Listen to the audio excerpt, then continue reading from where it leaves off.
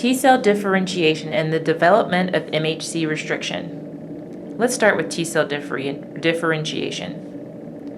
Follow the sequence of the appearance and the interplay between CD4, CD8, and the TCR4 antigen, which leads to the development of an MHC-restricted, self-tolerant, antigen-specific, functional distinct T cell. The CD4 and CD8 accessory molecules define the effector function and the MHC restriction of a T cell. These molecules bind to MHC molecules at a different site to the TCR, but form an important part of the TCR complex. This increases the affinity of interaction between the T cell and the APC and contributes to the signaling mechanism required for T cell activation. Immature thymocytes begin life as immigrants from the bone marrow.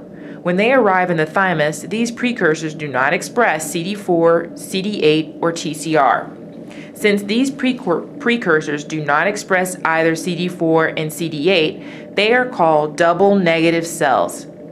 T cell development has many parallels with B cell development, but there is one very important difference. The T cell repertoire is profoundly influenced by the MHC allotype of an individual through selection. Developing T cells, or thymocytes, in fact, undergo 3 different types of selection. The first critical stage in T cell development is the rearrangement of the TCR beta chain. This stage is analogous to the rearrangement of the immunoglobulin heavy chain locus. As with the IgH locus, the cell needs to make an in-frame functional rearrangement TCR beta chain to avoid death by apoptosis and to be given the signal to continue its development. Again, as with B cells, the cell senses when a functional TCR beta chain is made by expressing surrogate partners that can pair with the rearranged chain to form a pre-TCR complex. When a functional TCR beta chain is made, these signals switch off beta chain rearrangement. This provides allelic exclusion at the TCR beta locus as well. This initiates a program of differentiation that includes arrangement of the TCR alpha locus and expression of both the CD4 and CD8 molecules. Thus, the first selective step in T cell development selects for a functional TCR beta rearrangement, and cells that successfully pass this scrutiny become CD4 plus and CD8 plus double positive cells. The other 2 selective steps occur at the double positive stage of thymocyte development. First, the mature TCR must be expressed, and this requires successful DNA rearrangement of the alpha chain locus. Once the mature TCR is expressed, the TCR plus double positive thymocytes undergo 2 selective steps. These are called negative selection and positive selection. In negative selection, clones bearing TCR that have a high affinity for self-antigen are deleted, i.e., they are induced to undergo programmed cell death or apoptosis. In the context of TCR, self-antigen means peptides from self-proteins bound to self-MHC molecules. Negative selection ensures self-tolerance. While positive selection is not yet fully understood, it appears that cells are selected for a low, moderate affinity for self-MHC peptide complexes, which ensures MHC restriction. The currently favored hypothesis is that expression of CD4 or CD8 is reduced, apparently at random, leaving CD4 high, CD8 low, and CD4 low, CD8 high thymocytes. Those CD4 high cells whose TCR interact with self-class II MHC peptide complexes in the thymus, and those CD8 high whose TCR interacts with class I MHC peptide complexes, will be the only thymocytes to survive. The others will die by apoptosis. Their surviving cells will complete the shutoff of the irrelevant co-receptor, become mature single positive T cells, and enter the peripheral circulation. Only about 2 to 3% of all double positive thymocytes survive the dual strictures of positive and negative selection. One prominent immunologist has described the role of thymocyte selection as preventing the harmful and rejecting the useless, and it may help to view it in this light. Negative selection prevents autoimmunity.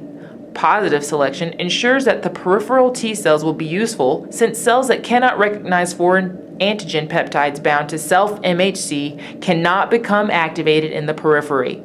The advantage of positive selection in shaping the mature T-cell repertoire was discovered through MHC restriction. The thymus is an essential organ for the development of T-cells. In mice, known as nude since they lack hair, and humans with DeGeorge's syndrome, the thymus fails to fully form, and the result is a lack of T-cells and a consequent severe immunodeficiency. The structure of this specialized organ for T-cell development is a lobar one and reflects the hierarchical process of T-cell development. Bone marrow precursors enter at the outer subcapsular region and migrate toward the center of the lobe or the medulla through the cortex. The cortex is largely composed of a dense reticular network of a highly specialized thymic cortical epithelial cells, which appear to be the only cell type capable of mediating positive selection of thymocytes. In addition to the cortical epithelial cells, a distinct type of medullary epithelial cell as well as bone marrow-derived dendritic cells and macrophages are found in the thymus. The bone marrow-derived cells appear to be the most efficient at triggering negative selection. Let's talk about T-cell maturation for a little bit. Let's follow the sequence of the appearance and the interplay between CD4, CD8, and the T-cell receptor, TCR, for antigen, which leads to the development of MHC-restricted, self-tolerant, antigen-specific, functionally distinct T-cells. The thymus is roughly divided into two histologically defined regions, the cortex and the medulla, each of which contains several different thymic epithelial cells, or TEC, subtypes.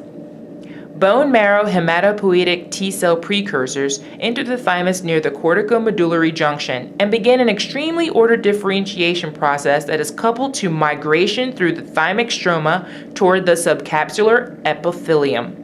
This leads to different thymocyte subsets located in spatially restricted thymic regions, which are characterized by the temporal expression of their cell surface proteins, including CD4, CD8, CD44, and CD25.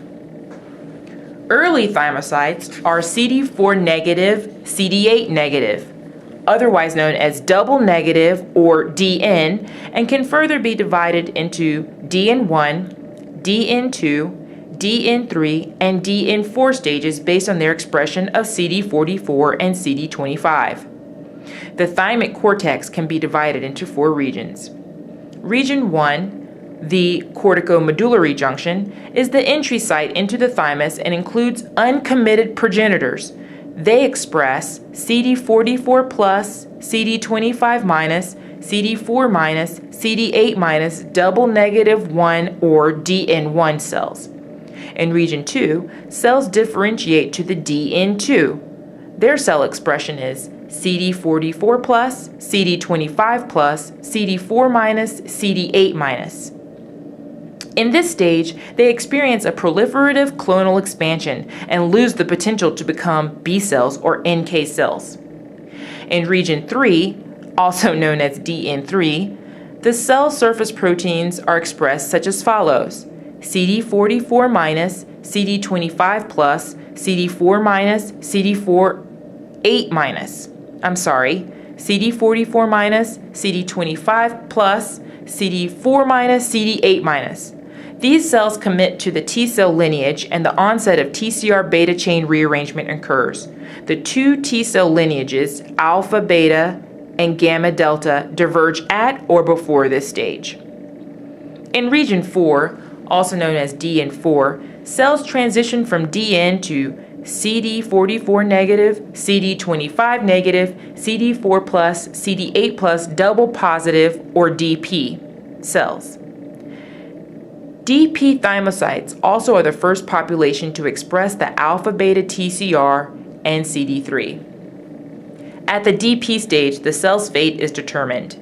DP cells travel back through the cortex, differentiating into either CD4 plus or CD8 plus single positive cells and moving into the medulla. Positive selection occurs mainly in the cortex, involves DP, C3 plus TCR plus T cells, and requires their interaction with cortical TECs or thymal epithelial cells. In contrast, negative selection occurs mainly in the medulla. It also involves DPCD3 plus TCR plus T cells, but is mediated by medullary TECs or thymic dendritic cells and thymic macrophages. It is actually mediated by all three of those: thymic epithelial cells, thymic dendritic cells, and thymic macrophages.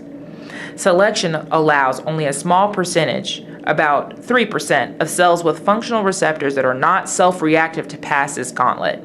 At the same time, it downregulates one of the co-receptors, CD4 or CD8, leading to CD4 single positive cells or CD8 single positive T cells.